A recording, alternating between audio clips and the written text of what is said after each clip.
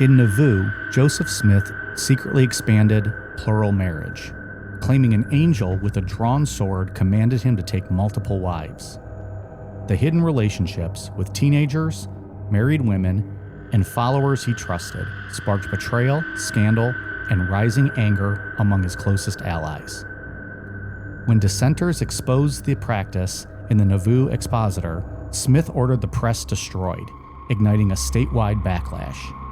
Tonight, in Part 2, we trace how secrecy and power struggles pushed the church toward open conflict and set the stage for Joseph Smith's violent end. I'm Mike. I'm Ian. And I'm Dave.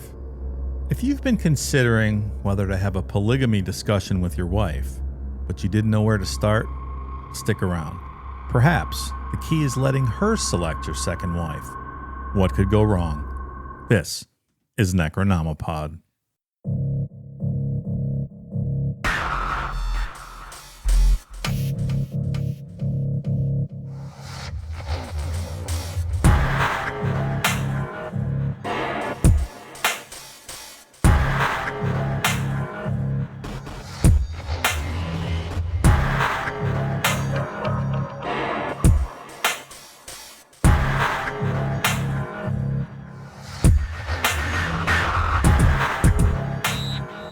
So I know I'm not, I've put down on this show, and I stand by it. The Big Mac is maybe the most overrated fast food sandwich in the business for the simple fact that it's all bun and lettuce and very little meat. The other night I was watching Shameless. I'm plowing through that series, and there was a scene where someone was eating a Big Mac. Watching Fiona get plowed through too, right? Yeah. Well, she's turned heel recently, and I don't want to get into that just yet because I don't know how the show's going to go, but she's been fucking pissing me off. And I decided at 11 o'clock at night, you know what? I need 2 Big Macs and a medium French fry, and I need them right now. I'm going to get on DoorDash. And what's crazy, what's scary about where we live is like, I think I put the order in just before 11 o'clock, like 10:58 or something. You never know if there's going to be a driver because DoorDash will take the order without actually having a driver assigned. True, correct. There's been multiple times where I've had to go back to DoorDash and be like, hey, it's been an hour and a half. You clearly don't have a driver. I want a full refund. I'm not canceling the order. You don't have anyone to bring it to me. To their credit, every time they give me a full refund. But it's always it's a little Russian roulette. Had a driver. No problem. I got my DoorDash. I was a happy boy. That's my Big Mac for like the next 5 years. I don't need any more Big Macs. I did try because they have a special Buffalo Ranch sauce. So I got that to try with like just the fries. Mm-hmm. It was actually quite tasty. Okay. Surprisingly Never good. Had that. Yeah.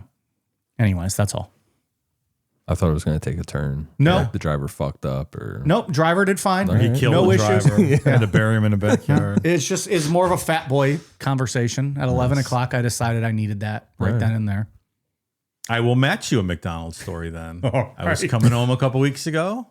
I always use the McDonald's app because you always get a bunch of free stuff. Yep.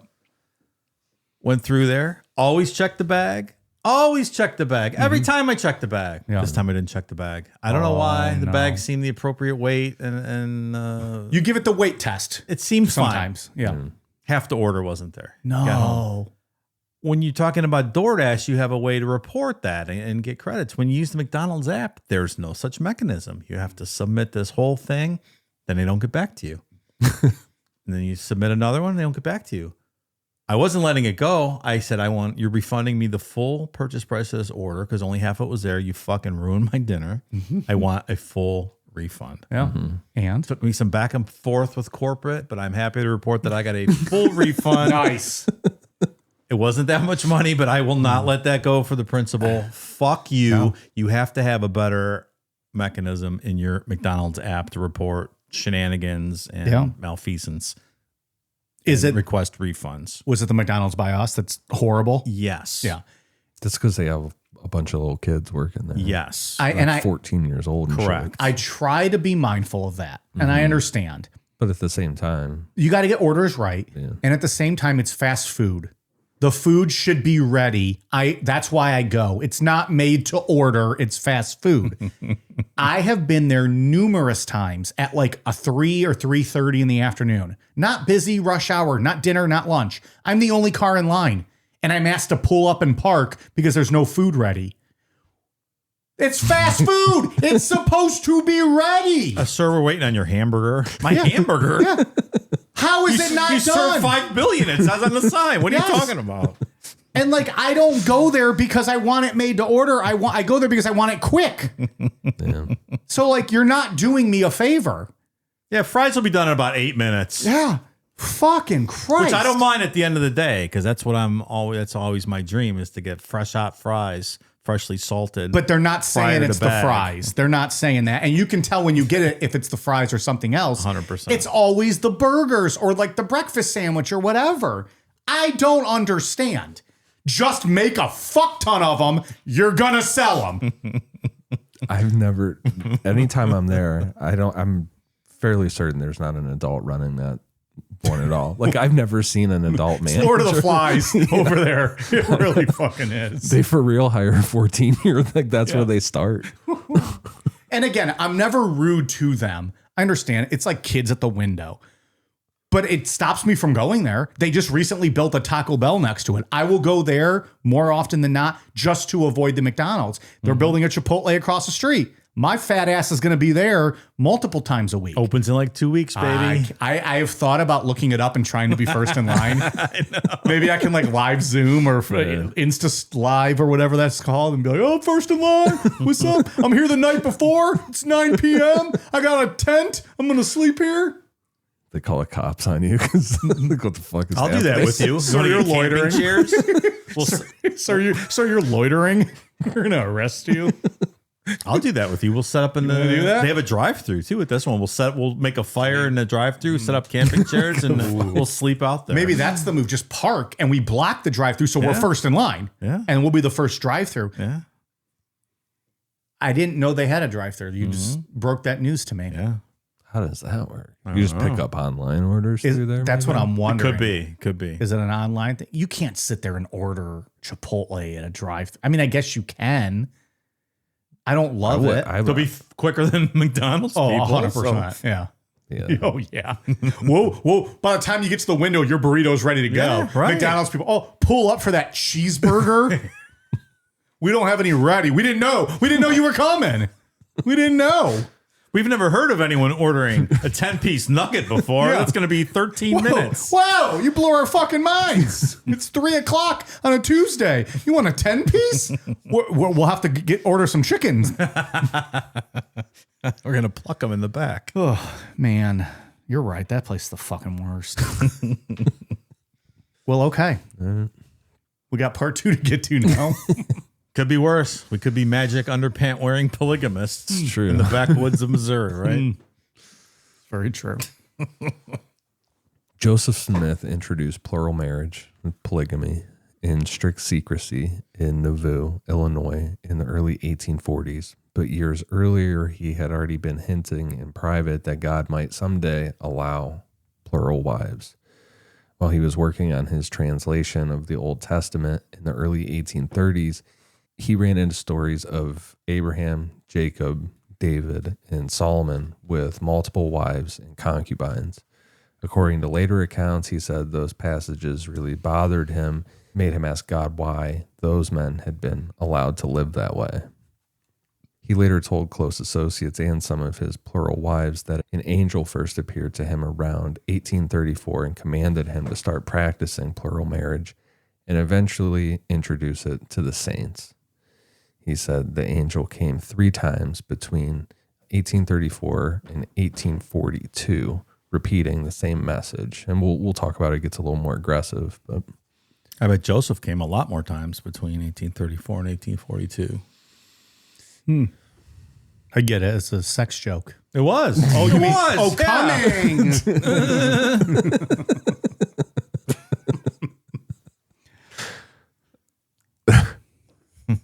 And that term saints isn't like a Catholic saint kind of thing, right? That's what you were looking at? Latter-day Saints, right? Yeah. Like they're not saints. Like we know saints. We know real saints. They're just like Fake saints. Jabronis. Yeah, jabronis. Jabroni saints. These are Latter-day Saints, like saints in the current times, right? That's how I understood it. Some might say we're saints in the current time. Some might be right. Most would be wrong, but some might be right. We'll be canonized at some point. I'm sure. Meaning they'll shoot us out of a cannon. They'll shoot us when they with a cannon. execute us. Fucking, I think of the Three Stooges, us lined up with like apples on our heads. Fucking womp, womp, womp. Womp, womp, womp. Joseph said that he pushed back, quoted the Book of Mormon's condemnation of David and Solomon's extra wives, called the whole idea an abomination, and said that he was really worried about his wife, Emma's reaction, and that if this caused any type of scandal for the church. But in the end, said the angel's third visit was different. Multiple later witnesses said Joseph told them that the angel appeared with a drawn sword and warned him that if he did not go into the principle of plural marriages, meaning live it himself and establish it among his people, he would lose his calling and his life. Oh, is that a threat, angel? Was that moron eye, the angel? Sure. Just some angel? Moroni. Moron eye. That's all I call him. Well, he didn't like that they were living that way. Now he's going to be forced to live that way, huh? He was forced by the sword, right? Well, he was questioning earlier, right? Like he didn't like Abraham and right. David and Solomon living that way.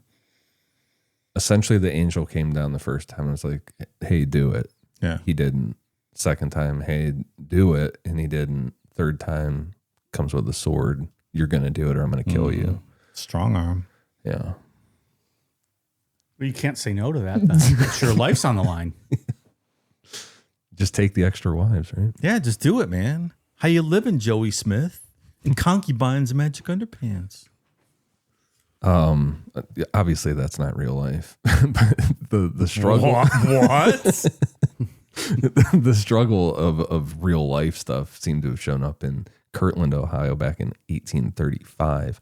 That's a real life relationship with a young woman, a teenager, depending on the accounts, named Fanny Alger. Fanny was a teenager from a devout Latter-day Saint family, the daughter of Samuel and Clarissa Alger, and the niece of Levi Hancock, a respected church member. In the early 1830s, she went to work for the Smiths as a live-in helper, doing housework and dairy work for Emma. Fanny's slang for pussy in the UK, correct? Is it? I didn't know that. Like I'm rubbing your fanny. Like I'm rubbing your pussy. Yeah, I get it. Oh, okay. Oh, I didn't know that was a thing, though. I think so. I'm rubbing your vaginal lips aggressively without entering nor touching your non-existent clit. But how do those lips feel, baby? Ooh, that must be nice. Take that vulva. I'm massaging your vulva so good. Mulva! That's what I think of every time. Later accounts from both Mormon and non-Mormon sources agree that something happened between Joseph and Fanny while she was in the Smiths' home, but those memories were written down decades later, and I don't know. A lot of this stuff is up for debate. Some later Latter-day Saints writers, using Hancock family memories, called it Joseph's first plural marriage and said that Levi Hancock quietly performed a marriage or sealing. That's what they called him, sealing, for them somewhere in that 1833 to 1835 area. Other early insiders, especially Oliver Cowdery, who we talked about last week, he was one of the scribes, saw it very differently. After the Algers moved away from Kirtland, Oliver wrote an angry letter in 1838 calling it a, quote, dirty, nasty, filthy affair between Joseph and Fanny. He insisted he had, quote, never deserted from the truth in the matter, and said that he felt Joseph had basically admitted as much when they talked. A late secondhand story from former apostle William McClellan says Emma, that's Joseph's first wife, herself found out what was going on. He later claimed in 1847 that Emma told him what happened in Kirtland, that one night she realized Joseph and Fanny were missing from the house, went looking for them, and found them alone in the barn. Sexy. On top of the hay. Hey. It's probably like fucking goats and stuff in there. Goats. She had a bath a month ago. Man, sex back then would have been awful. Oh, I think of that all the time. Like when I would watch Game of Thrones and stuff, and they make the scenes all like, you know, I think the girls are super hot. I think you've said that before. Yeah, Yeah. like if this was real life, this would not look this That'd be way. stanky. He would be stanky too. It's not just the women. Everyone would be fucking stanky. Everybody. But fucking lice in their pubis. But you go to those brothels and, you know, Yeah. those girls have been with 50 dudes for the day. Just go watch their snatch out in a bucket out back. Or, A bucket out back. just crank your hog in the woods, man. Sex It's probably sucks. for the best. Sex is gross. You know what's better? Pro wrestling. That's the best.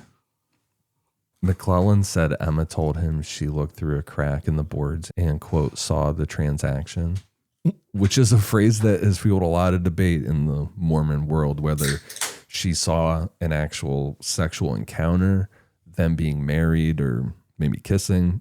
What that means, who knows? But either way, she was reportedly very mad. The transaction was a deposit. Yeah. Fanny was sent away from the Smith home because Emma found out, you know, Emma was super pissed about this. And soon after, her family left Kirtland as well, pushed out. Whatever the truth is, this whole thing ended bad, and it caused a rift between Joseph and Oliver Cowdery, which we talked about him a lot last week. He was a main scribe for a long time. Sad, right? It's Yeah, I rift. guess. Yeah. Two buddies. Yeah. I mean, say what you will about like the beliefs and stuff, but I guess at least Oliver Cowdery stood on his morals, right? And was like, hey, dude, that's not cool. Yeah. You're fucking kids. Right? Yeah. You're marrying a teenager. Yeah. That's, No one's faulting Oliver in this one. No. That's the funniest thing about this whole series we're doing. Like, we're doing it because of the FLDS, right? That's the basis of this. We're going back and covering the history of this. Well, That leads up into all that. Technically, right? we're doing it because of who we're going to talk about in a couple weeks. Yeah, the FLDS. That's what I mean. The FLDS, Warren Jeffs. But that's what, yeah, okay. But And then we so did a you- whole, then we decided we're doing the whole fucking history. Yeah. Yeah. But essentially why we're covering him is he's such a creep. But what he was doing is exactly the same thing that this motherfucker Joseph Smith was doing to found the religion in the first place. Yeah. Legal wise, if he hadn't seen consequences and stuff, like in 100 years from now, Yeah, no spoilers. there could be another whole, you know, religion with 20 million people worldwide based on what he's doing. He's doing nothing different than the founder of this, you know, mainstream religion did 150 years ago. Yeah. It's crazy. All of it. That was a little rambling, but you got my drift. No, I know what you're saying. It's a very liberal use of the word religion, by the way. It's a fucking cult. I would agree with that. By about 1840, Joseph was telling a small circle of trusted followers that he now had clear, specific instructions from heaven to restore what he called the, quote, ancient order of Old Testament style polygamy. He said those instructions came from both the angelic commands that he had been fighting for years with the back and forth with that, and formal revelations, teachings that would be later written down as Doctrine and Covenants 132. Really? Wonder what's in 133. I can't wait to read the next chapter. In that revelation, the voice of the Lord answers Joseph's questions about Abraham, Jacob, David, and Solomon, and like why they could have all the wives and things like that. And he says that they were justified because God had given those women to them. This is where women are officially like completely objects at this point in the story. Like Joseph's pushing it hard. Clearly. Yeah. Like, I'm not yours to give, God. Don't I have a say in this? Yeah. I have free will, God. Joseph said that God had told him that, quote, the ancient order of plural marriage was supposed to be practiced again, and that he had been given the authority to introduce it, and that he would be in danger if he refused. Remember, he's going to get stabbed up with that sword. That is the whole thing that's funny about this. Look, I'm not trying to bag on anyone's religion. I find all religion to be a little silly, but whatever, you do you. I don't care. It doesn't affect me, But most of these, the three big religions, all religions that we're mostly familiar with, were started thousands and thousands of years ago when people were more pliable and they didn't really have any knowledge and they were peasants. And like I've said before, they fucked goats and didn't know where the sun went at night. But this is the 1840s. We're a little bit more learned. It's after, there's books and things now. Yeah. So to start a religion back then seems a lot easier, and you could kind of push this stuff on people, and it evolved over thousands of years. But to start from scratch in 1840 and get people to believe all this stuff is what I really have a hard time with here. Yeah, I think it's a big, whatever was going on with that the revival circuit stuff. Plays a big fact, and it's getting people all worked up. That's like a psychological thing on like a more of a mass human thing, right? Yeah, that makes sense. Like why people are all of a sudden looking for something new. This fervor to buy into this. Like it's a guy digging up gold plates and talking to God in upstate New York and on some hill or something. Like, it's really wacky. It's just like any other cult. Yeah, this is just more accepted because of why, I'm not entirely sure. Right. Because people believed it. People believed it. And it grew to such big numbers, it got mainstream. Yeah. And then they get political power out west and all this. And then at some point, you're just mainstream. But just the whole act of this growing from this little seed is what really amazes me, that in semi-modern times that this took hold. They're very against education in this. Really? This group. Oh, really? There's a documentary on Netflix, a series. I talked about it last week. We'll talk about more next week when we get into Warren Jeffs and his dad Rulon and shit.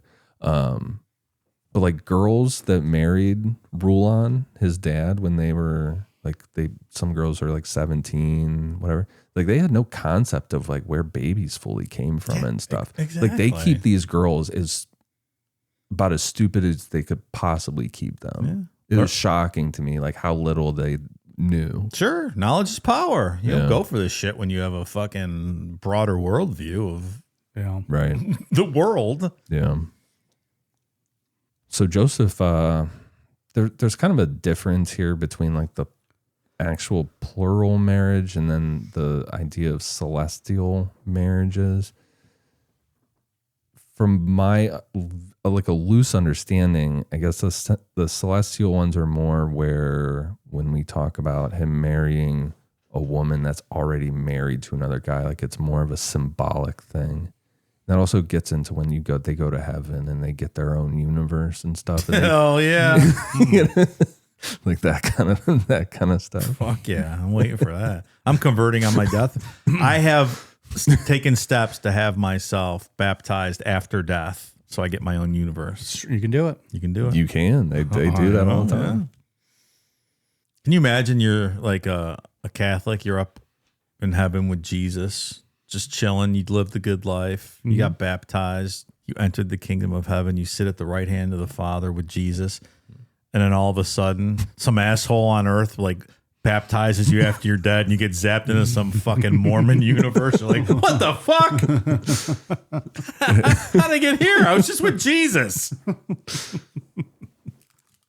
Terrible. I put up with all those priest pee-pee touches. I'm here. I made it. Send me back. No takesies, backsies. You're a Mormon now.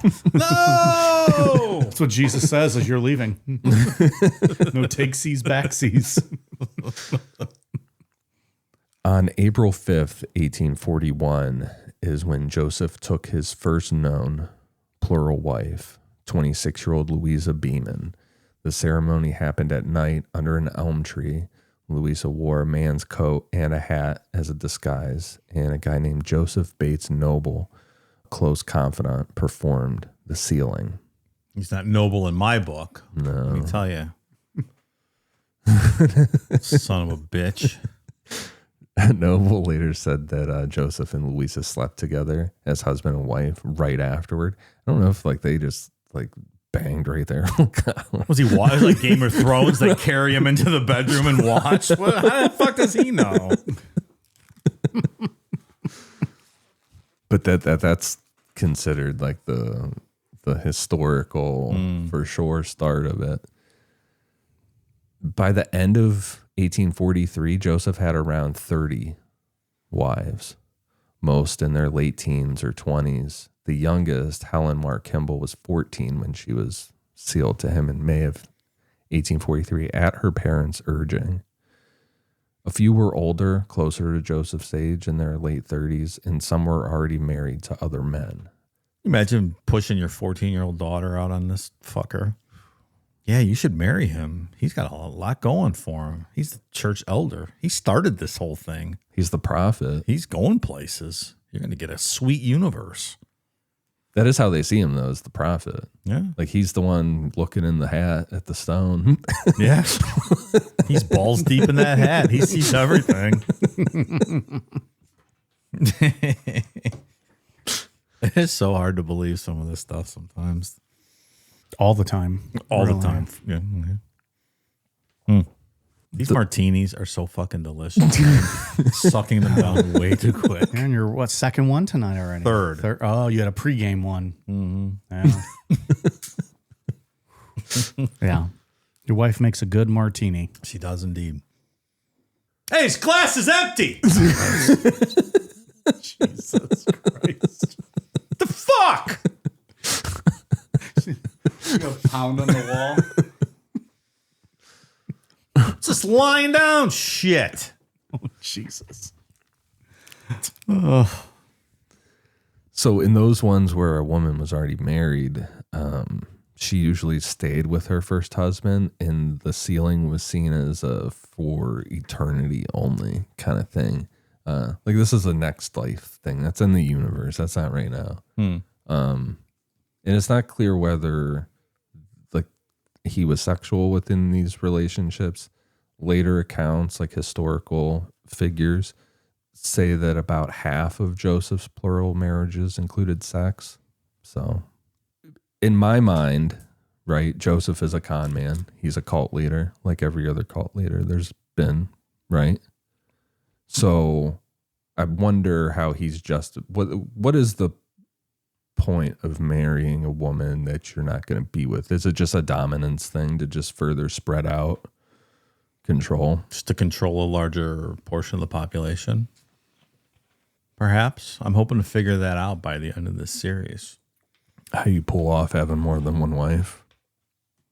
Not for me. That's not for me. No. That is not for me. Can I get one of these afterlife Megan Thee Stallion marriages, though, for eternity? That wouldn't be too bad. Yeah. When I get to my universe, I'm like, Meg, what are you doing here? Can you put that in your death rider? That's right. I will accept your terms of death, but I'm going to need this. So with all that set up, now we are where we left off on part one.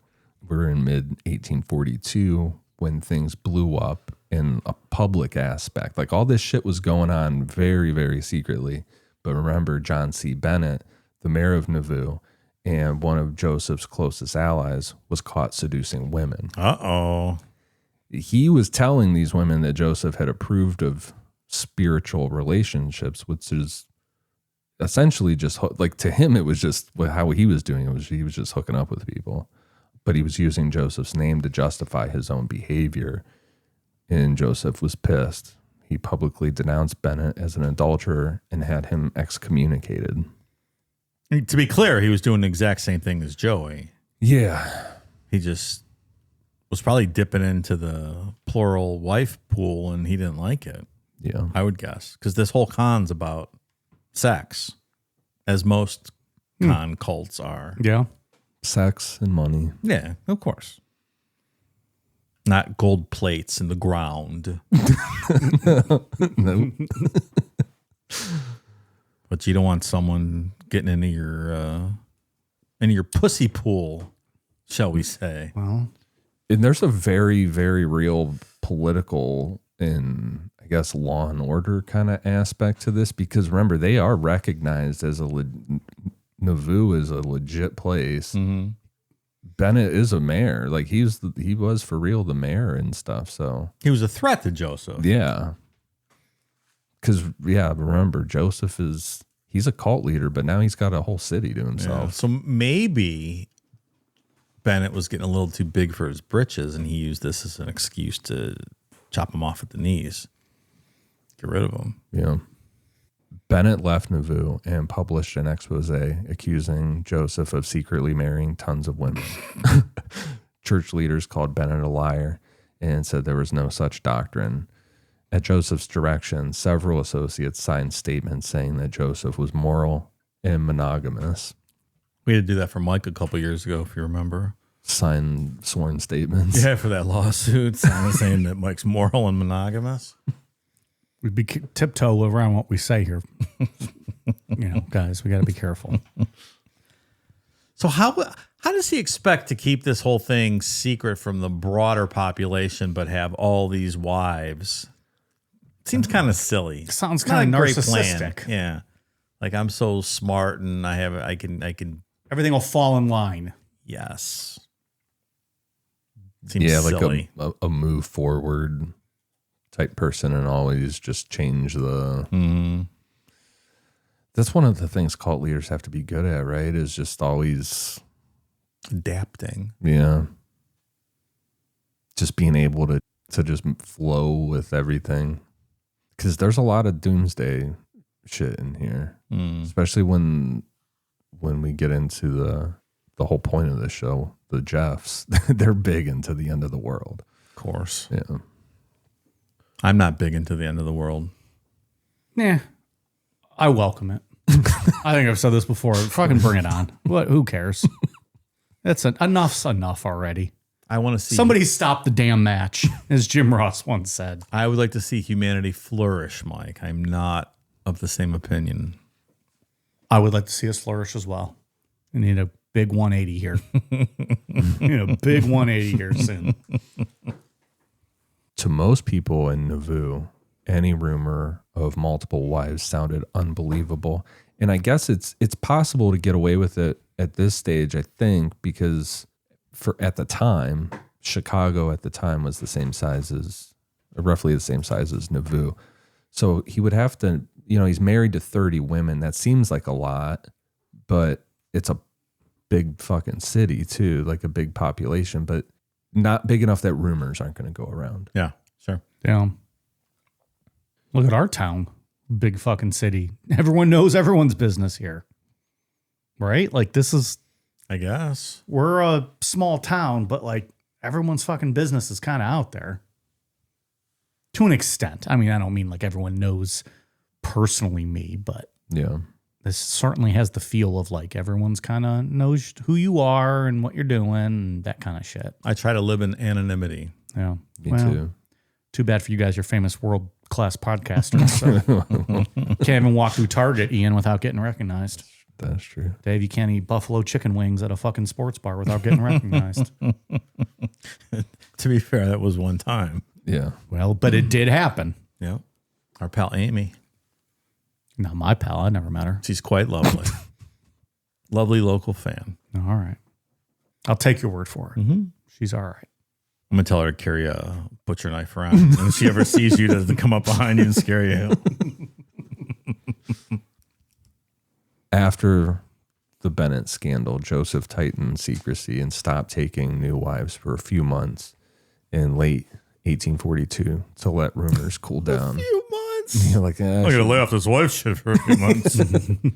Okay, Joey.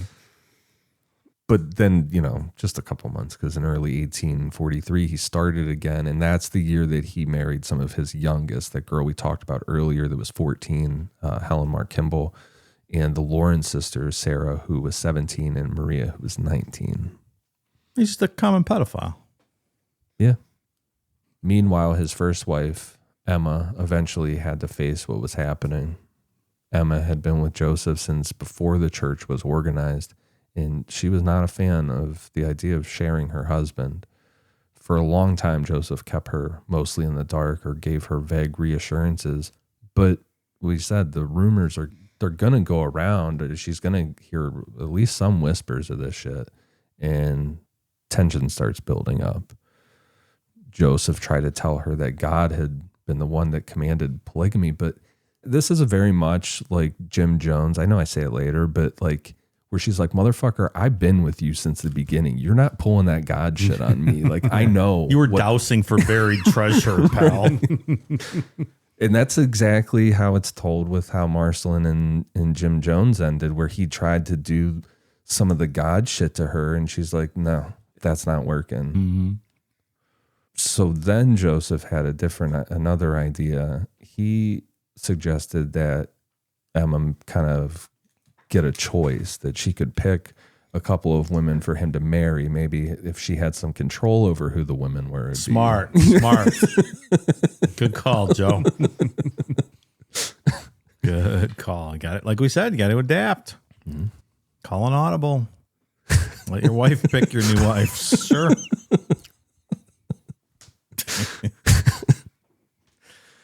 In May 1843, Emma chose two sisters, Emily and Eliza Partridge. What she didn't know was that Joseph had already secretly been sealed to both of them weeks earlier. Emma allowed a public-facing ceremony in the Smith home on May 11th, 1843, where she herself acted as a witness while Joseph was sealed to the Partridge sisters. Did you know they got married under a pear tree?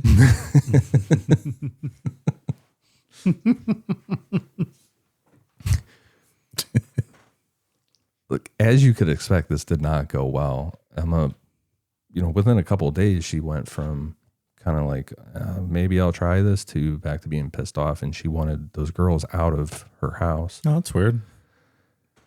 So then she's just stuck in like this kind of limbo of trying to live with what Joseph was doing and refusing to accept it at all. Very similar to Marceline Jones. And on top of other things with her, the kids were a big thing with Marceline. And I feel like that's like an added thing here because she had 11 kids with Joseph. Emma did? Emma did. God, so that is fucking hard to just lucky be girl. Like,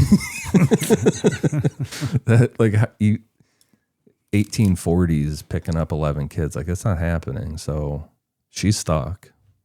Oh, yeah, absolutely. A little bit. Can you imagine having 11 kids? Jesus That sounds Christ. terrible. No. It's the worst. That would be the worst. Yeah. Like that fucking Duggar family. How many did they have? Like 20? And then half of them became pedophiles, right? Wasn't that family? At least one of them did. Yeah, that Josh Duggar, man. Well, one's enough. Might as well be half.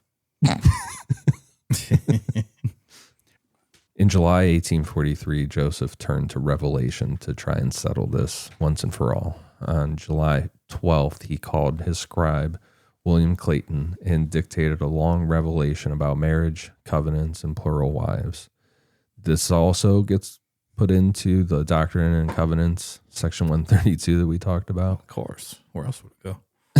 But in this, the Lord speaks directly to Emma, commanding her to, quote, abide and cleave onto Joseph and accept, quote, all those who had been given to him as wives or be destroyed. Destroyed. That's a wild threat to put to your wife in the whole book. Look, wife, if you don't let me fuck side bitches, God will kill you. End of story. Mic drop. She's like, oh, okay. By 1844, Joseph started losing control of the secret, and some of the men closest to him felt very betrayed and decided to expose what was going on. The most important of these was William Law, Joseph's second counselor in the first presidency, a respected convert from Canada who had once been one of his staunchest allies. Joseph and other leaders had approached William and his wife Jane about plural marriage sometime in 1843. Joseph encouraged William to take another wife and tried to convince him that this whole thing came from God. According to later accounts, it went further than that. William later said that Joseph had privately proposed a celestial relationship, not only for him, but for Jane herself. Basically asking Jane to become one of the wives where it's just a spiritual kind of thing. Oh, okay. That sounds great, Joe. Thanks. Do I get a bushel of apples to go with this deal you're proposing, or any sweeteners to this deal? Could you imagine, like, if like one of us came to the other person, I was like, "Hey, all right, I got this idea." So I was just thinking about incorporating this into Cucks Across America, and like next time I'm just dicking down a wife, be like, "I'm gonna tag in my celestial brother. He's gonna fuck you now as well," because we're just all intimate like that. And then I'll just, go sit with the cuck for a little bit, and I'll probably say degrading things to him as one of you is dicking down his wife. And I'm like, all right, pal. And, I'll slap his cock cage and I'll walk back and I'll finish off the wife. And I'll tag you out. You guys go get a beer break. I'll finish her off. Yeah. It'll be perfect. And we'll all see each other in our private universe and when we're all dead. Perfect. Right? Celestial Cucking Across America. Coming soon. A new experience. Coming soon. And frequently. It even comes with 3D glasses. It's a whole 3D experience. Well, celestial, right? We're all wearing those fucking glasses, all naked, just with those glasses on. Turn on. Your wife's having a good time, eh? A later secondhand version of this has Joseph visiting Jane at night when he knew William was not home and telling her that it was God's will that they do this. So William declared Joseph as a fallen prophet. And on January 8th, 1844, Joseph removed him from the first presidency. A few months later, in April, William was formally excommunicated along with several allies, his brother, a lot of very prominent people like business owners, doctors, lawyers. Joseph kicked them all out. They organized a short-lived Reformed or True Church of Jesus Christ of Latter-day Saints. It's so Next long. comes the true, the really super true Church of Jesus Christ of Latter-day Saints. And there's the final truth. That's right. Yeah, Pee-wee. The final truth.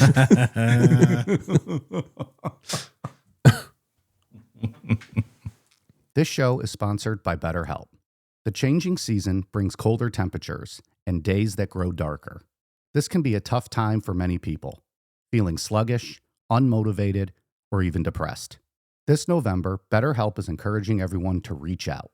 Check in on friends, reconnect with loved ones, and be sure to remind people in your life that you're there. And just like it can take a little courage to ask someone you haven't seen in a while to go get lunch, reaching out for therapy can feel difficult too. But guess what? It's worth it. And it almost always leaves people asking, why didn't I do this sooner? BetterHelp has been helping people find their match for over 12 years, having served over 5 million people globally, and has a 4.9 out of 5 rating with 1.7 million client reviews. If you're looking for quality, BetterHelp therapists work according to a strict code of conduct and are fully licensed.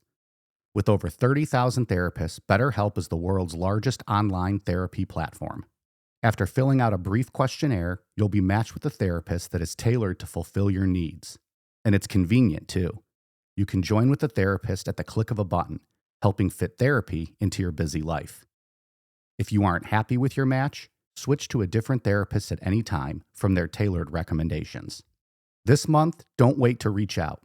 Whether you're checking in on a friend or reaching out to a therapist yourself, BetterHelp makes it easier to take that first step. Our listeners get 10% off their first month at betterhelp.com/necro. That's BetterHelp, HELP.com/necro. William Law, he was the leader of this, but these dissenters got a hold of a printing press. They decided to publish a single issue of a newspaper laying out their charges against Joseph. The result was the Nauvoo Expositor. Its first and only issue came off the press on June 7th, 1844. The paper accused Joseph of gross immorality and corruption, said flat out that he was openly teaching a doctrine of plural wives, had married numerous women, included ones that were still legally married to other men. It It also attacked Joseph's political dominance in Nauvoo, like kind of talked about earlier. He's all of a sudden a cult leader's in control of a city. Sure. There's that. His newest theological ideas, especially his sermons from spring of 1844, where he taught that God himself had once lived as a mortal man and risen to godhood, that there were many gods organized in this kind of great chain or council above one another, and that men who accepted the, quote, new and everlasting covenant and were faithful could likewise progress through eternity until they became gods themselves. It's like an executive training track, right? Yeah. You too can be a god. Fast track. Yeah. And I believe this is like kind of the universe thing. Like you have to become a god in the afterlife to get that. That makes sense, yeah. From my loose understanding of what we're talking Like about. he himself has a loose understanding. It changes every day. That interview or that documentary I was talking about earlier that I started on Netflix that we'll be talking about next week, it talks about this belief with like, you know, going into the afterlife and all this great stuff. When they asked about what happened to women in the afterlife, what's going on with all the wives, a lot of the guys were stumped like I don't know. What? Yeah. What? It's ingrained now into this group of like the misogyny that women are just babies. Yeah. Right. That's So it. Gross. Because they are, this is the other thing that is big with them is the amount of children. It's like a requirement. You need to have as many kids as possible. Yeah, so Joseph can marry him. While we're on the subject of stupid beliefs, we can now talk about the magic underwear.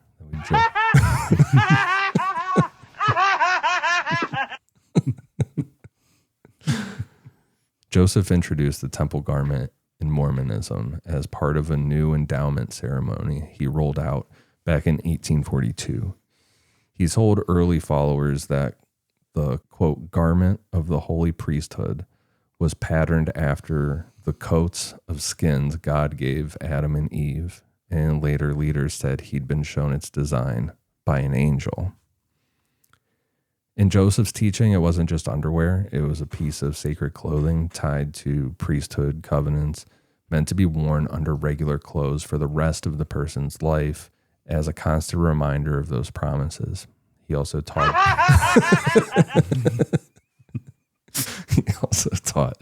that if people wore it faithfully and lived up to their covenants, the garment would act as a kind of shield, like spiritual protection. The garment itself today looks just like a normal t-shirt and shorts or fitted top and bottom. Nothing wild. It's just like plain white underwear with a few like religious symbols sewn into it or whatever. Are you trying to drive me crazy? The church still teaches that these garments are a source of spiritual protection, like a reminder to live a clean life and all that. And there are a lot of stories, you know, like testimonials to wearing them. Like, oh, I almost got in a car wreck, but I was wearing my, you know, my special undergarments, and look what happened. I'm here.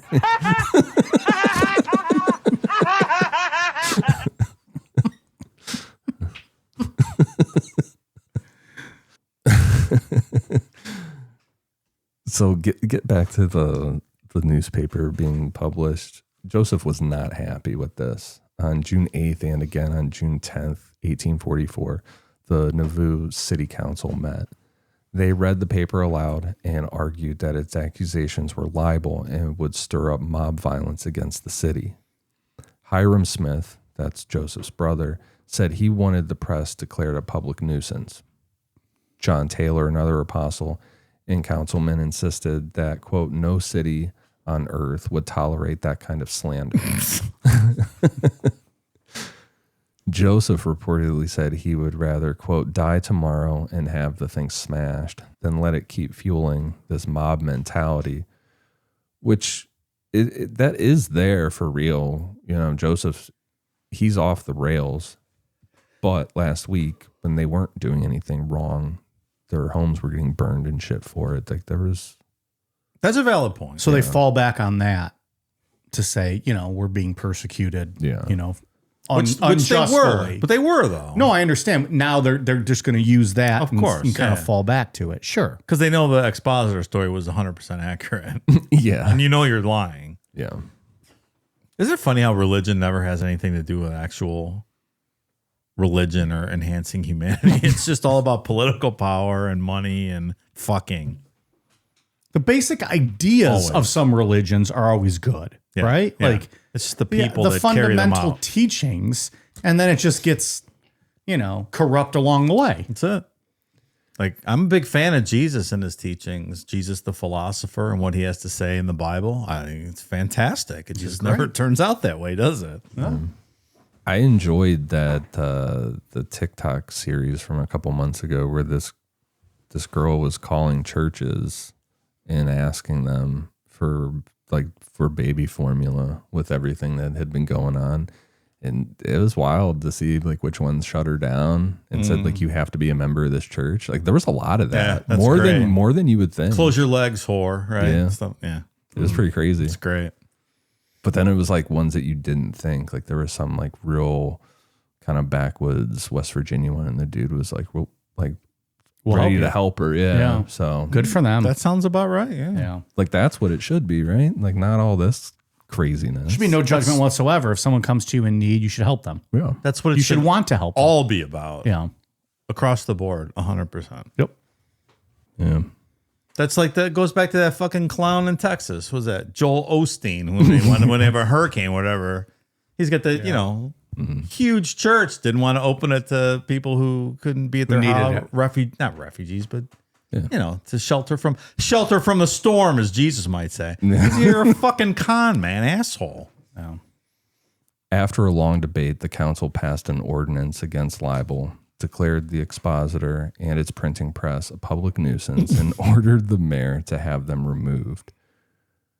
That's it. That's the one thing I know I said it earlier, but when I was researching this and writing it, I kept having to tell myself that this is a city and there's actual, a hierarchy of political positions here. This isn't just a compound. But Joseph then issued a written order to the city marshal, John P. Green, telling him to destroy the press, quote, without delay. That evening, Green and about 100 men went to the Expositor office, threw the type into the street, smashed the press, and burned the remaining papers. To be fair, he should have taken this newspaper and published it elsewhere outside the city limits. He had to have known what was going to happen. This guy's a fucking imbecile as well. What did you think was going to happen? They run the city. You weren't safe there. Of course this was going to happen, friend. Come on. Yeah. What are you doing? You got to be a little smarter. He thought the public tide was going to turn in his favor and he would win, I guess, the war of words and public opinion and whatnot. But come on, pal. That's not how that works. You got to be a little smarter than that, a little more strategic when you're going to try to torch the mayor and Take on a the founding machine like fathers. this. Yeah. Yeah. You're taking down the prophet, or you're trying to. Like their whole lives are built around this. And you got to do that from somewhere else. Mm-hmm. Like we do, behind a podcast. Come get us. In her mom's basements. Yeah, right. Fucking neckbeards here waiting for our hot pockets to cool down so we can eat them. And we won't wait. We'll just burn our mouths. No, well, I'm a professional, pal. I can't wait. You got to wait. I cut them in half, too. Did you ever do that? I cut them in half when I take them out of the oven. I don't know. I don't eat those very often. You're not a big hot pocket Long guy. way you cut those? No. Oh. No, that'd be psychotic. I thought you were That's fucking psychotic. Long ways. It's like taking a sub and cutting it a long way. You were making a cutting motion, and I just glanced in the periphery real quick, and I thought you were cutting it long way. The next time I eat You hot eat pockets, corn the long way, and then you might cut your hot pockets the long way. next time I eat a hot pocket, I'm going to cut it the long way just to see what that's like. Everything will just spill out. Tell you what, it would cool down quicker. Because when you cut it half, it just pushes it all to the back and it just sits there and warms. Do it my way. But then, it's fucking, you're eating it like this. I don't eat Hot Pockets. I don't know. This stuff's gross. It's the same thing as a goddamn pizza roll. It is not. They're Come not, on. They're not good at all. No, That's a last resort. It thing depends if I what find you it get. in the corner of the bottom shelf in the freezer. No, it depends which ones you get. Like the ham and cheese is grotesque. It's Terrible. horrible. It's awful. The pepperoni one is not bad. Now they're starting to get fancy. They have like ranch ones that are made with like Hidden Valley, but they're not good. I don't like them. Like you guys aren't ranch fans. You would not like these. Yeah, I don't really like ranch too much. Like the meatball ones, okay. It's the same meatball. It's like in a SpaghettiO. It's just fucking SpaghettiO meatballs. Not in my repertoire. And a pocket that's hot. No, I don't eat Hot Pockets very often, but when I do, I cut them and let them cool down. Not the long way. Not the long way. Short way. I might do that next time just for fun. I'm going to have to go get some now. Now I want a Hot Pocket. To people outside Nauvoo, when the news of this whole incident got out, the optics looked really bad because there's a ton of anti-Mormon sentiment. Yeah, out there. And we have this thing called the First Amendment that also applies to Nauvoo because it's within the United States of America. Joe. Right. You can't just go in there smashing shit. Smashing printing presses. Get the fuck out of here, you dumb religion. So the owners of this printing press went to a county justice in Carthage and got a warrant charging Joseph and the Nauvoo City Council with inciting a riot by ordering the press destroyed. On June 12th, a constable came to Nauvoo to arrest Joseph. Joseph let himself be arrested, but used the city's charter powers to have the case heard before the Nauvoo Municipal Court, which dismissed the charges and let him go on a writ of habeas corpus. So, yeah, I mean, a cult leader is in control of the city. Yeah, You're not arresting him that easy. Yeah. Need the stadies to go out there. Yeah. Come on. Again, people outside of Nauvoo were pissed. A lot of people hated the city's special legal powers, and now Joseph was putting himself and his followers above the law. Illinois Governor Thomas Ford started getting letters saying that Mormons were defying the courts and threatening violence. We talked about that on part 1 as well. There was that big 4th of July speech where they kind of were saying that they would go to war with people. That's never really stopped either. They're still very vocal with their capabilities to defend themselves kind of thing. Yeah. On June 18th, convinced an armed attack was coming, Joseph declared martial law in the city and called out the Nauvoo Legion, his militia of thousands of men, to defend it. Non-Mormon communities saw this as a kind of rebellion or a display of a private army, which that's essentially what this was. Joseph had a really big fucking militia. It was considered one of the biggest in the state at that time. It's absolutely a private army. Yeah. It's kind of Jim Jonesy too with this, right? Getting very paranoid and saying this. Granted, there's more of a chance here for an attack, but you know. It is so wild when we sit here and do this story to think about what's going on now in the 1840s and like the status of this religion today, like the bridge between that and what it became. Right. Like we had a president or a presidential candidate. Yeah. It is wild. Yeah. That's what we ended up cutting it last week because I think I said something wrong, but I wondered how much of that was an issue for Mitt Romney or if any of that was an issue for him. If people were like, oh, he's a fucking weirdo Mormon, you know? Not for the most part, but the one thing that we touched on that did come up in the campaign was about that post-death baptism, where they do that weird thing where they baptize them as a Mormon after they're dead. And that I think people had called upon Romney to condemn that practice during the campaign, and it became somewhat of an issue back in 2012. At least a small issue. A small issue, yeah. It's pretty offensive, though. They were doing like Holocaust victims and shit. That's what it was. Was it Eli Wiesel? Is that who it was? I don't remember any of that. It was when you brought it up last week. I just didn't recall any. I know we did cut it He's because it was the- kind of a malformed discussion, but He's the author in Survivor, right? yeah. Yeah. Is that who it was? Yeah, by the power of editing, I went back and looked it up. But Mormons believe in posthumous baptisms that offer their version of Christianity to deceased souls. Some Mormons have conducted the rite for prominent Jews and Holocaust victims, and that's what became an issue during the Romney campaign. Prompted Holocaust survivor and Nobel laureate.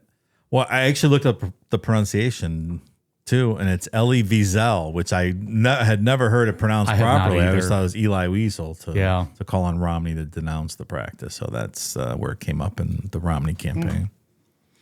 It's kind of weird. I'm not sure that made a difference in the end result. No, not at all. But was just another thing that pops up, as many things do in presidential campaigns. Sure. Yeah. Like you're not baptizing me, Yeah. Especially post-mortem. It's very strange. It's a weird thing. Yeah. Very presumptuous. Like, how dare you? Yeah. Like, just to pick these people like, oh, we'll save them. Holocaust victims? Yeah. They don't want that. Pretty vile. Whew, we're going to get some shit on that one, I think. on what? Saying you can't baptize Holocaust survivors? Look, I'm with you. I'm just saying we got shit on the first one. I didn't think we were going to get that. That's the easy stuff to mock.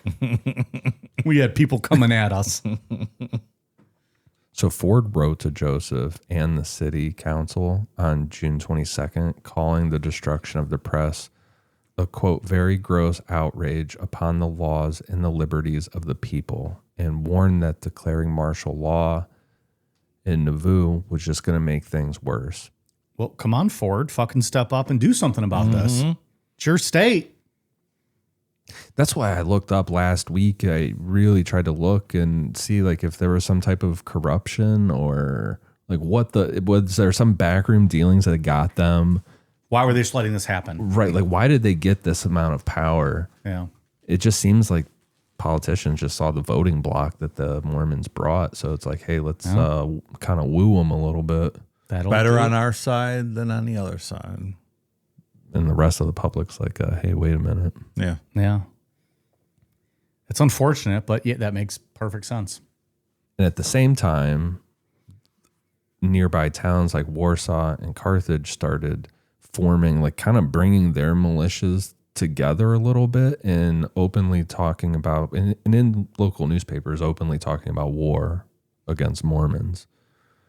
Ford caught word of this and demanded that Joseph and the other Nauvoo leaders submit to arrest and come to Carthage, the county seat, to face trial before non-Mormon judges and juries. At first, Joseph refused. He thought that he would just be killed immediately, so he snuck across the Mississippi River into Iowa with a few close associates, kind of planning to regroup and maybe lead an evacuation west.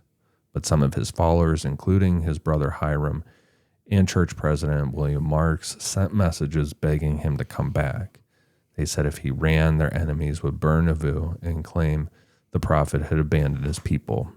How it's told is Joseph said, quote, "If my life is no value to my friends, it is none to myself." And he decided to go back. No, stand-up guy. Yeah. Just head west a little bit more to Nebraska. I hear they're into all kinds of multiple partners out there. Oh, yeah? I'll have to check that out.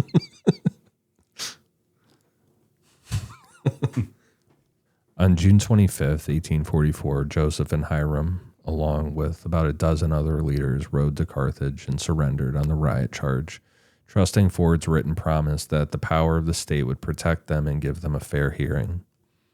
At first, things seemed to go the way that Joseph had hoped. There was an examination on the riot charge, and Justice Robert F. Smith, no relation to Joseph, set bail at $500 for each defendant, which friends from Nauvoo posted. And the judge knew that they knew this was going to happen immediately. So as soon as they made bail, based on sworn statements that Joseph had declared martial law and called out the Nauvoo Legion against civil authority, the same justice issued a second warrant charging Joseph and Hyrum with treason against the state of Illinois. You got sucker, Joe. They got you. As we know, treason is a capital crime, so this is not... Joseph's not in a good spot here. Nope. And under Illinois law, he could not be released on bail either. That is a shame.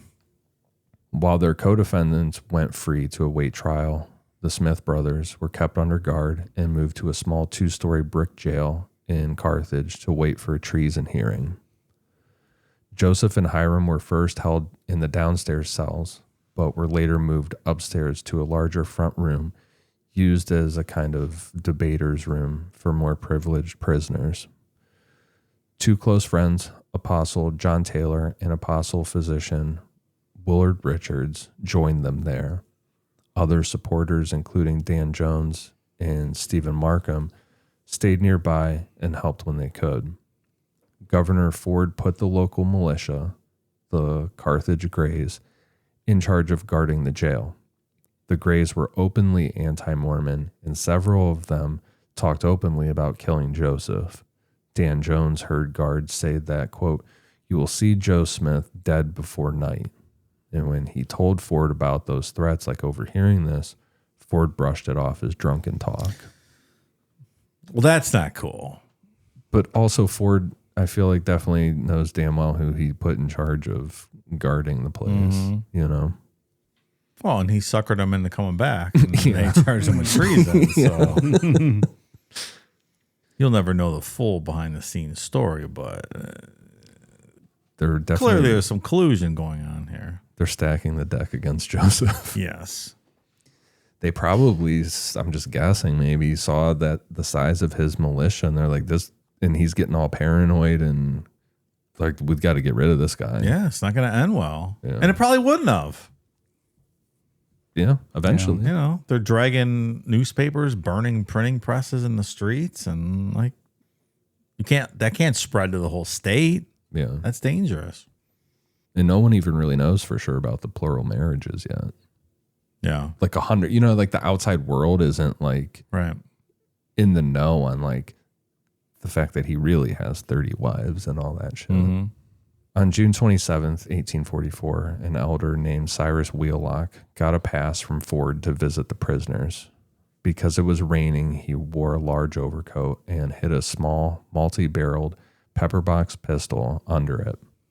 Upstairs, Wheelock handed the pistol to Joseph. Another friend provided a single-shot pistol for Hyrum.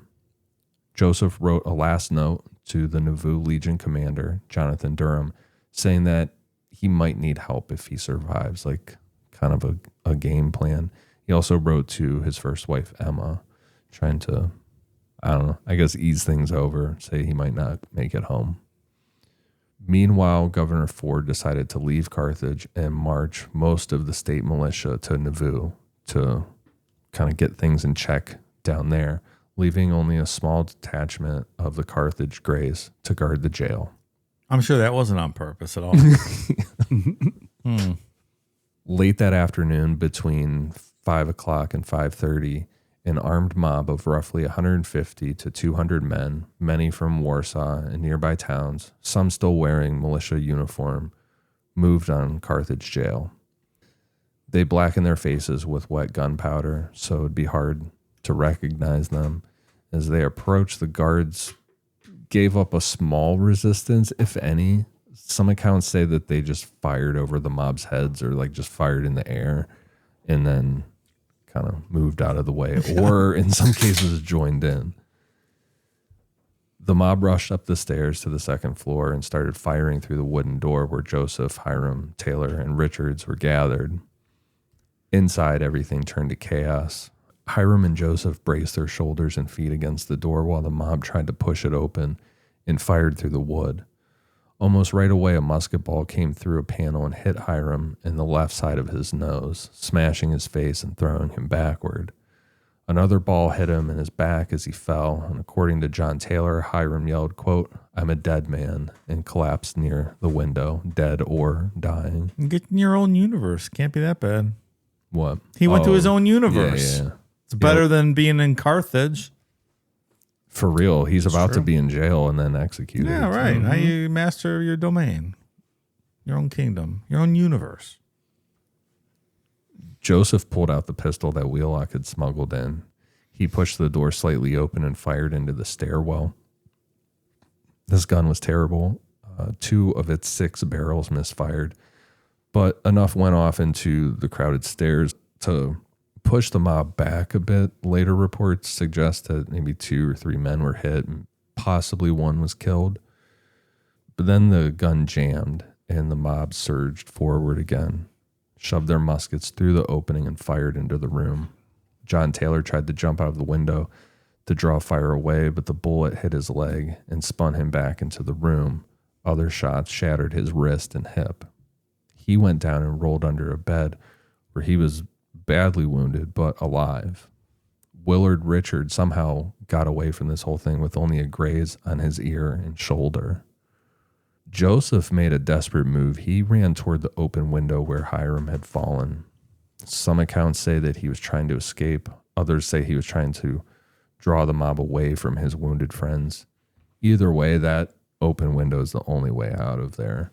As he climbed onto the sill, men at the doorway and men in the yard raised their rifles. Bullets hit from both sides, 2 from the doorway and possibly 1 or 2 from the outside. Shot in the chest and hip, Joseph fell forward out the second-story window and fell to the ground near the jail's well.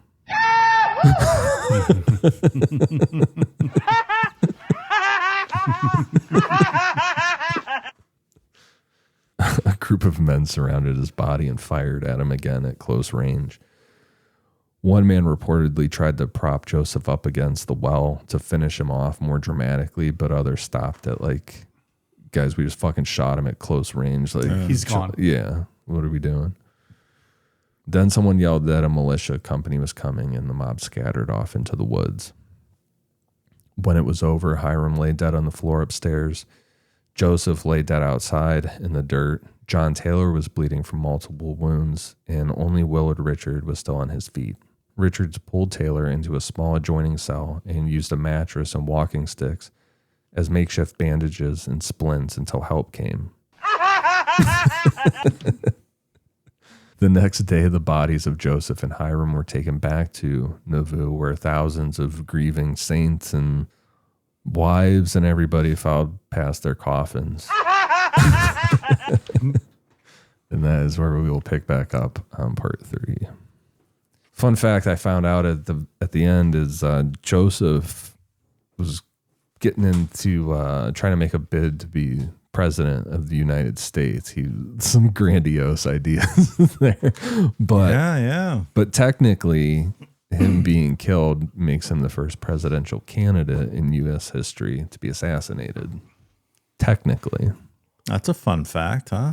Mm-hmm. His campaign platform was something like a gradual dial down of slavery and I looked it all up. some other stuff. Yeah. I After forget. that, most historical websites do not include him in political assassinations. Okay. I don't know how far he went with his candidacy, but like I had to like search to find that like, oh, he was running for president and he was killed. I think it's like which was interesting. like a quote, technically. Yeah, technically he said he was running for president and then was killed this way. Yeah. But it's interesting nonetheless. Yeah. We looked for a quote from a newspaper at the time and they commented, So what was he trying to do? Was he trying to keep slavery around and just kind of... a gradual abolition, like slow. He was not good just like- on that though. He Yeah, was fine. yeah, Like, he wanted to get rid of He it. wanted progress on it. Yeah. At least he's there. Yeah. Democrat James Polk defeated Whig Henry Clay in the 1844 election. Was that the last Whig candidate? No, it was it Millard Fillmore? We had Whig presidents after that. Yes, we had Whig presidents after that, and then they busted up. Well, that's where Lincoln came from, right? Whigs Like the Republican kind of became Party. Republicans because it was like the abolitionist party. Yeah, and that's to his credit. Joseph Smith was on the right side of that one. Yeah.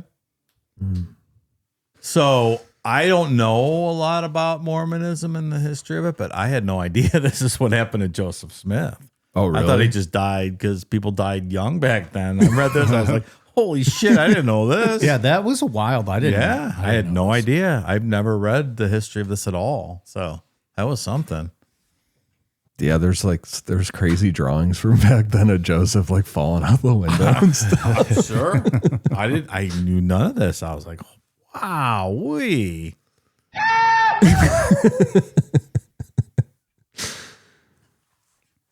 There's still a long way to go till we get to the Jeff's family. We have more. We're not even in December yet, pal. No. Well, by the time this drops, maybe we are. When does this drop? Yeah, we're getting close. Never maybe. mind. No. It drops on November 30th. There you go. Fuck yeah. See, I'm right. We still got a couple weeks to go. Yeah, we got more leaders. People try to fill the void of Joseph. But the whole Brigham Young and the slaughter, the massacre thing on that Netflix show I just watched when they move out west and stuff, it is fucking wild, all this stuff. Yeah, we're gonna get into Brigham Young right away in part 3 because he tries to fill the void at least for a period of time. But we're just gonna see that what happens halfway through part 3 is that these guys just aren't wanting to give up the multiple wives thing. That's what this all comes down to. That's what it all comes down to is multiple wives. That there's just a portion of them that do not want to get rid of that concept. Is it true that Brigham Young's original name was Brigham Young in homage to Joseph Smith's, sort of motto or battle cry, and over the years it evolved into Brigham Young. Yeah. But it was originally Brigham Young. Like 12-year-old wives, Brigham Young. I think that's safe to say. I'm looking at I have notes going for part 3 already. There was a quote from Brigham Young. I was debating on putting it in this one. You said Brigham Young. Did I say that? That's what gave me that line. You sort of sounded like you said Brigham Young. That's pretty funny. Brigham.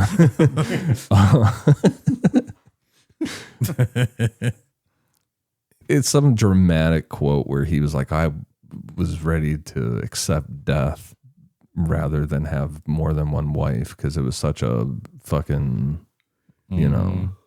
terrible thing when he found out that Joseph was doing it. We're going to see he ends up with like fucking 50 wives by the end of his time. Guy. Yeah. Hmm. It just further goes off the rails from here. All about the wives. Yet there's a major university named in his honor today that flourishes. Well, Brigham Young. You're gonna have him. You're gonna have him. I'm never gonna say it all right of part again. 3. It's gonna be Brigham Young. They have Mormons have a popular show right now. I can't remember what it is. My wife watches it though. Mormon Wives something. She's been watching Dancing with the Stars because one of the Mormon wives or 2 of them are on That the sounds show. horrific. The term stars is loose on that show. Yeah. Yes. I'm pretty sure we dove into this last week. I think we did. Yeah. Oh, did I? Did I talk about Zac Efron's brother? I don't know if we did that. We just talked about why we got into a whole reality show conversation about why it's popular. And my argument was shows like Dancing with the Stars do well because at least it's celebrities that you're watching that you know. Oh, yeah. Whereas like The Bachelor and The Bachelorette, like why, it's faker than pro wrestling. Like, why are people watching that? My wife's been watching because she wants to watch the Mormon girls. But that's what I mean. Because Yeah. it's a celebrity, which is why like a Dancing with the Stars does well. Right. Because it's people you know from other realms of life. But like one of the contestants on there was Zac Efron's brother and then the Mormon girls. And then So like Zac Efron's brother's not famous. He's just I don't the know. brother. I'd never seen him before. I was watching, I'm like, who is these? Like, who are the stars here? Which one? Yeah. And he's under what constitutes a star? He is on Dancing with the Stars. He's not one of the dancers because they're paired with like a dancer. that's what I mean. That's I'm what like, I'm asking. Yeah. I don't know. Corey Feldman was on there as well. Well, Well, he's a star. he's a legitimate star, bona fide. Ever seen that guy dance? He was in the fucking Burbs. No, I didn't watch the fucking show. He was in the Burbs. He was I doing called some the Michael pizza Jackson dude. dances and shit. It Of was course he did. fucking terrible. There was some good real clips of his last concert. I don't know, 6 to 8 months ago, and it looked pretty fucking awesome. He was opening for Limp Bizkit for a while, which Yeah, would have been that- fucking right, awesome to right. go to. Corey fucking Feldman. If only Corey Haim had lived, what a world this would be. they'd probably be doing something cool together. Have you ever seen License to Drive? It's one of the best movies ever. It's a good movie. It's definitely in Corey Feldman's top 10 or top 5. Oh, yeah. Corey's made some good movies. Yeah.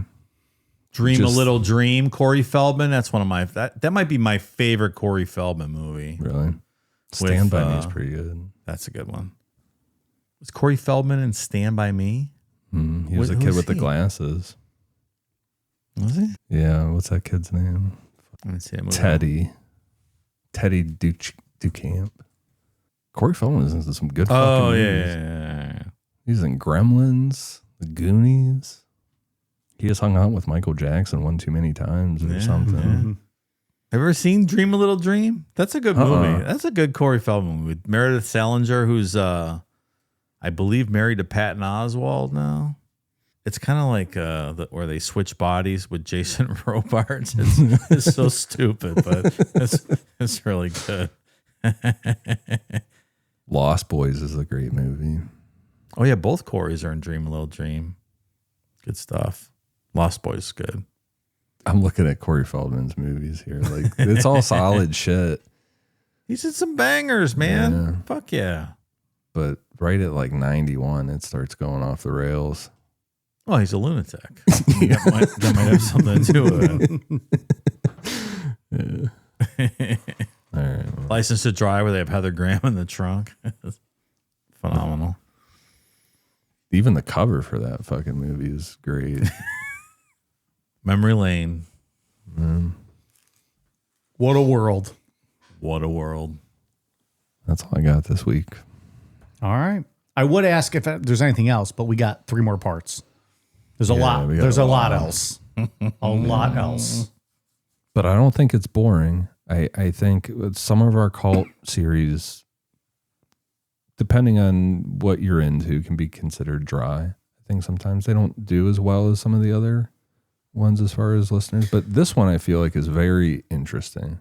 At least to me. It absolutely is. Like, this is a fucking crazy story. It blends cults and religion and history and just general craziness. Yeah. And now murder because Joseph got lit up here at the end. Was Michael Scott say, "There's been a murder"?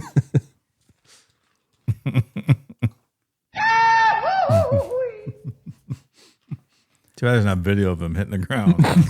It's just it's like the cartoons. It just goes. Dust goes flying. Just a little bit of dust. Just a, like a queef. like a queef. He hits the ground like a queef.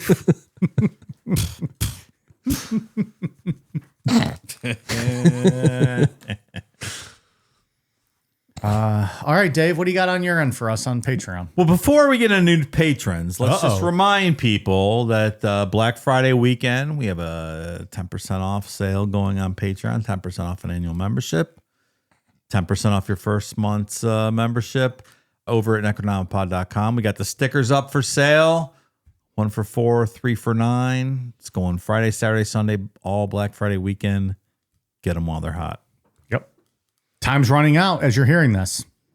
Get it while it's hot. Yeah. Patreon.com/Necronomipod. You're going to need code word Bubba to get that discount. Code word Bubba.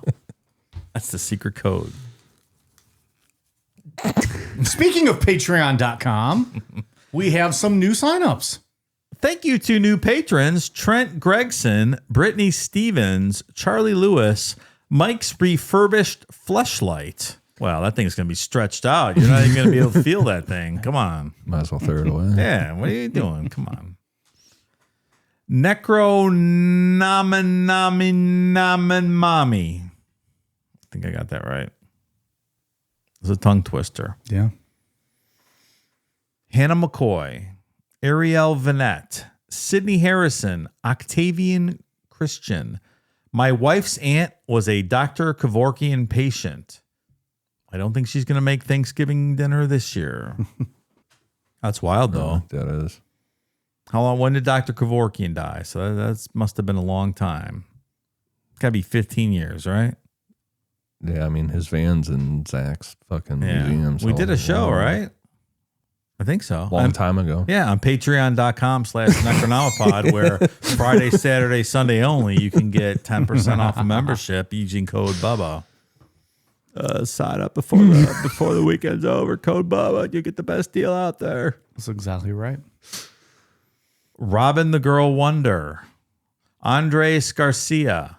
Alexandria Heitmeyer. Amber. Daryl. Depeche Girl. BTK's Floppy Dicks. I see what you did. Rhonda Atkins. Ashley Finkenhofer. Emily. Mark. Dylan Hicks. Anna Phillips. Emmanuel Salgado. Haji. Queefarito. Tony Cornelli.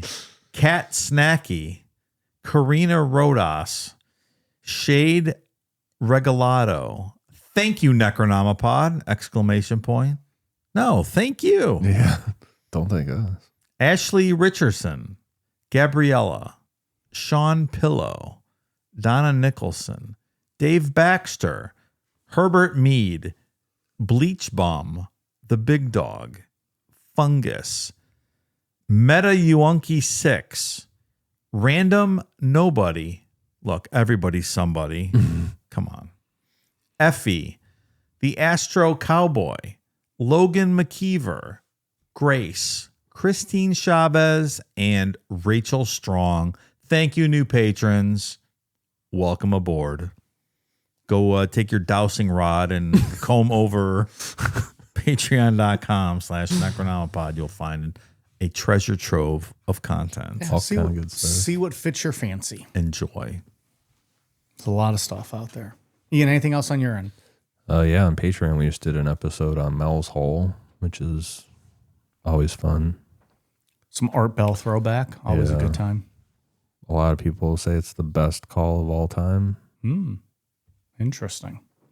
I think I'd have to agree. Not my Top 5? Yeah.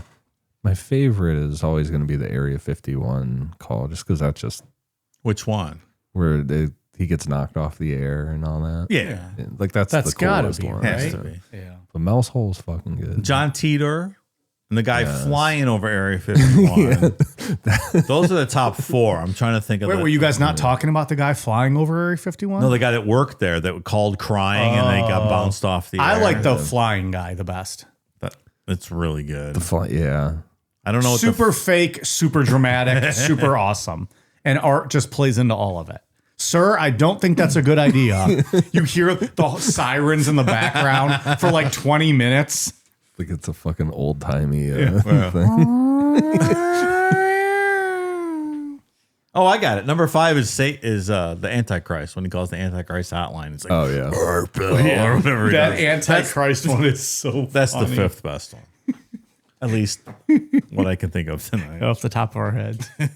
Yeah, because that's the one where the guy calls in and he's like, "How did I get on the phone?" And Art's like, "I don't know. You called me. You tell me how you got on the phone." And I think that kind of goes on for a while. Oh, that's great. So yeah, that's there. And then we also did the Deckman Woods incident, UFO one, but maybe some guy walked up on something that was being tested. Perhaps. Still a what somewhat believable story. Yeah, Somewhat believable, I think. Ripped his trousers all to hell. His pantaloons. so, yeah, His MC Hammer pants. We had a whole discussion on pants. It's must listen to podcasting. yeah. So that's all available over on Patreon. All right. Dave, anything else on your end? No, happy Thanksgiving, everyone. Greatest day of the year. Yeah. God damn, it's going to be awesome. We are on Twitter, Facebook, Instagram, YouTube at Necronomipod, patreon.com/Necronomipod, amazon.com, search Necronomipod, and necronomipod.com. All right, you guys ready for a cool down beer? Cheers.